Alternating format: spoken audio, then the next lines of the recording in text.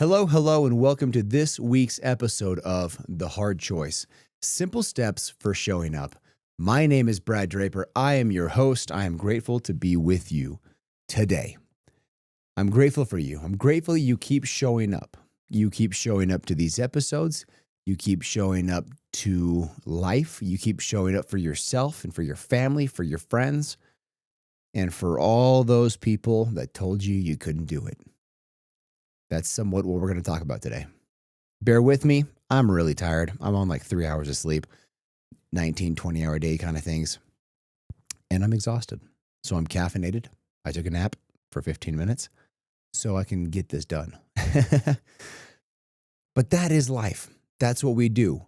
He who is most flexible, he or she who is most flexible wins. That's just the name of the game. As you show up, as you do the best you can, you do everything that you can, starting with the highest priority of things that must get done today, followed by everything else. And at some point in life, you're not always going to get the whole list done. You just keep chipping at the rest of the list and keep working through it day by day. I chose that this morning. We have water filter, RO system under our sink. I've needed to change that out for like a month. So I finally got it done. I sprayed myself in the face, got water everywhere. It kind of turned our kitchen into a lake, but we got it done. That was one of those things that, it needed to get done, but it wasn't urgent. It wasn't must get done today. You keep chipping away. You keep moving forward. As we do the best we can, we prove the naysayers wrong. Time in the game proves the naysayers wrong. My business partners and I, my primary business partner, my founding partner, we are on our anniversary tomorrow, 2 years into our company. And over the years, we've kind of been told by people, when are you going to get your code off the ground? Are you still doing that project? Are you still trying to figure that out? I went to lunch one time with a guy that I thought was going to be a cool friend. I try and explore people, right? I go to events with people or I take them out to lunch. And my only purpose, and I even tell this just to set expectations, my purpose of this lunch is to explore a relationship. Look to see if a friendship is available. And if not, that's okay. And I thought he actually would be a really cool fit. Lo and behold, apparently we're not. And that's fine. But he was asking what we're doing, and he does not do what we do. And he said, well, it's just as simple as, why doesn't your code work? And this is several months ago, and we were having some major issues back then. Why doesn't your code work? Just fix the code. It's just that easy. Just fix the code, then it works. I said, okay, yeah, I guess you're right. It is that easy. You're so smart. You're the best. And we've been told these things over the years. But here's the thing. As we stayed in the game, at about month 18, maybe 20, probably month 18, year and a half into building our product, the conversation slowly shifted from, are you still doing that project? Are you still trying to get it done? What's the holdup? You might as well bag it and try something new, to, you guys are still doing that. You're still making progress. You're still in it. What are you doing for the day-to-day job? That is my day-to-day job. I do that all day, every day.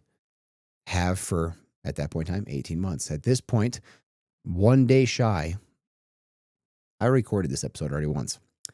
And now I don't remember what I said with that one and this one. I didn't realize the audio on my mixer was off. Dang it. So if I said this already, you can hear it again. Our anniversary is tomorrow for 2 years. And how cool that is. We went out to lunch today because I'm super busy tomorrow. So we went out to lunch today to get sushi. We do that often, but we did that to kind of celebrate our milestone, our 2-year anniversary. And as these conversations have shifted, I've kind of watched as it went from basically, you're stupid, you're dumb, why don't you try something new, to wow, you guys, you're really going to stick it out. You're really going to hit this thing hard. You're really going to hit this thing out of the ballpark because you've endured so much for so long. This project that I've been on is 2 years. We're really about 5 to 10 years into getting to where we're trying to go. 2 conversations. The first conversation was with a friend. He's one of those friends, we all have them, where we're really good friends. We just don't talk very often. We never see each other because we're incredibly busy. But when we talk, we have very deep, very meaningful, very impactful conversations. And I always love my conversations with him. And when we talk, they're generally 30 to 60 or 90-minute conversations. They're extensive just because we're always trying to catch up. If we did it more often, it'd probably be shorter. But he's just one of those people I really look up to, and he's a really good man.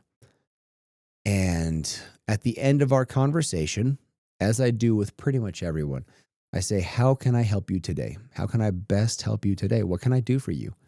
And he said what pretty much everybody does. Oh, nothing. Just keep being you. Keep showing up. Keep winning. And then he paused. He sat back. You could tell he kind of thought for a minute. He said, you know what? There actually is something you can do for me. I said, hit it, man. Whatever it is. What do you need? He said, you can go and win so big and prove all those people that said you couldn't do it wrong and prove me right. And that hit me different. That hit me like a ton of bricks, especially coming from him. We have quite a few, probably in the hundreds of mutual friends in a fairly high level space. We roll in the same circles. And he clued me in that he's had conversations over the years of people that my name gets brought up. And he defends my name with, he's going to do it. He's going to make it. He's going to break through. His company's going to win, and it will win massively. And these people just say, no, he's not going to make it. He's not going to, it's too hard. He's gone too long. He's going to burn out, whatever the story is. And I thought that was pretty cool that he defended me, but also the flip side of how many people are talking behind my back to others and saying, he's going to fail. He's not going to win. He's going to lose. I want you to go win so big that your results do the talking. You don't need to say, I told you so. You don't need to say, look at me. You don't have to say anything. Your results display the action of the words. For your results speak so much louder than your words. And then the other conversation.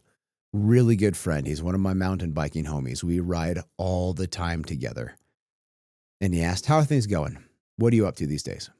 We don't talk business very often. We talk mountain biking. We talk life. We talk family. He's one of those friends that he is an exceptionally high level 9-figure person, probably mid to high 8s, maybe 9-figure person. But we never really talk business. We just talk life because we're just good friends. And he said, what are you doing these days? I said, we're still moving along. Vic and I are still moving. He says, that's awesome. So that's how I know you're going to get there. That's how I know you're going to win. Because you've endured for so long.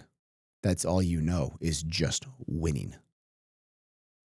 And when you've gone this long, you're going to get to the end of the line. If you were going to quit, you would have quit a long time ago. But you didn't. You kept going. Time in the game disproves the naysayers. That's the point that I want to get across. You keep going, keep swinging, keep fighting. I went to lunch yesterday with a new friend.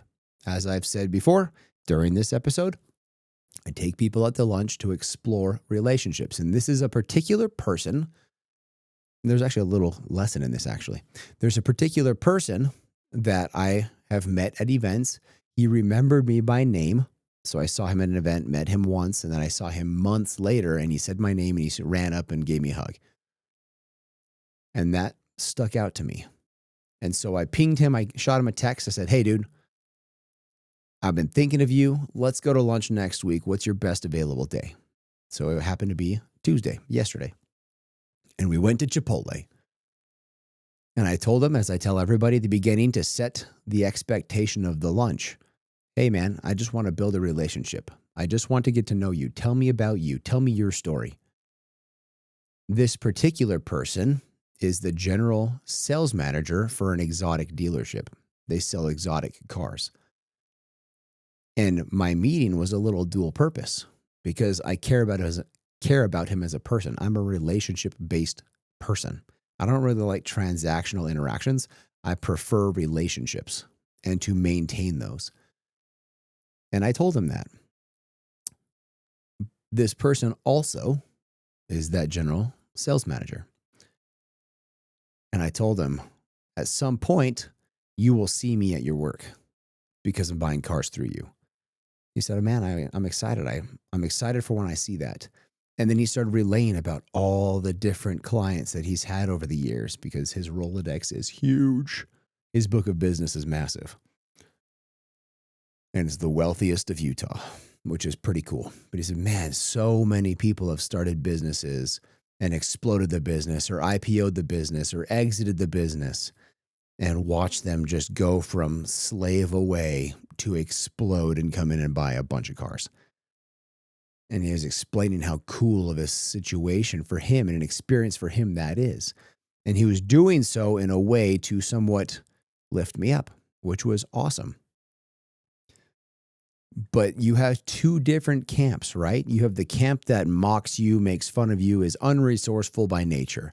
Why? Because they themselves would never endure what you're enduring, and they will never achieve what you're going to achieve. And then you have the other camp that is very resourceful, very respectful, very uplifting, very supportive, because they are the people that do have and will endure trial, tribulation, and chaos to get the things they want. Who are you surrounding yourself with? You have the energy lifting you up from those people that are bolstering you. Then you have the energy to prove the naysayers wrong, to prove you right, to prove the people that bolstered you right, to prove your family right, to prove your kids right, to prove those that have been there for the ride from the very beginning and even before the ride even started. How important it is to continually show up. How important it is to keep on fighting, keep on winning. And as you progress through the levels of trials, they become harder. We had the trial. It's no mystery for anybody that's listening to this podcast for a duration of time. We went through the trial of finances. That sucked royally. We went to where we needed ecclesiastical support and neighborhood support just to pay our mortgage and put food on the table and gas in our cars. We had to call people and say, yo, man, can you send me some dollars for gas or for food or for gas so I can get food? I've had to make those calls. I've had to have those meetings with ecclesiastical leaders to say, hey, can the church support me? I need help. And that was humbling. That was difficult. And now we're in a trial of time. As I said, we've got a newborn. I'm running on like 3 hours of sleep. I've been go, go, go since 4 a.m. and I will be go, go, go until 9, 10, 11 tonight. And how important it is to recognize what trial you're in, what lessons you need to learn, because unlearned lessons are lessons to be repeated. So learn the lesson and move forward. If you go back a few episodes about my learning from New Year's this last year, December 31st learning on a trial that I ran away from, and it came back with a vengeance. Move through your trials by learning. Prove the naysayers wrong. Keep showing up. You got this. You're going to win. How do I know that? Because you're listening to this episode and you keep on doing the small, monotonous swings. At the end of the day, Kobe Bryant, 400 shots had to be made every morning. Michael Jordan, chest passes. It's training in the monotony, doing the simple.